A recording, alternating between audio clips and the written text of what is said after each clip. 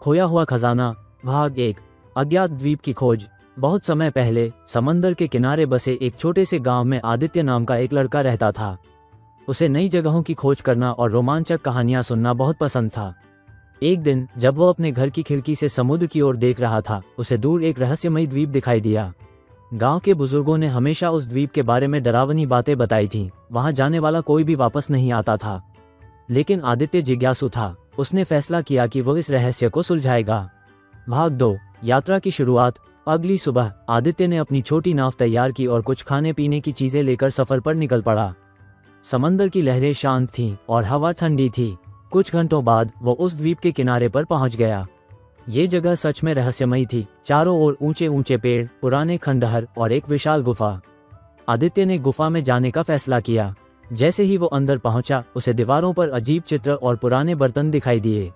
भाग 3। गुफा का रहस्य। जैसे ही आदित्य गुफा में और अंदर गया, उसे जमीन पर कुछ सुनहरे सिक्के पड़े मिले। क्या ये कोई खजाना है? उसने सोचा। अचानक उसे एक हल्की सी आवाज सुनाई दी। उसने चारों ओर देखा, लेकिन वहां कोई नहीं था। थोड़ा और आगे बढ़ने पर उसने एक पुराना संदूक देखा। उसके ऊपर एक पत्थर की पट्टी रखी थी, जिस पर कुछ लिखा था, केवल सच्चे साहसी को मिलेगा ये खजाना। आदित्य ने हिम्मत करके संदूक खोला। अंदर बहुत सारे सोने चांदी के सिक्के और कीमती रत्न थे। लेकिन तभी जमीन हल्की हल्की हिलने लगी, जैसे कोई जाल चालू हो गया हो।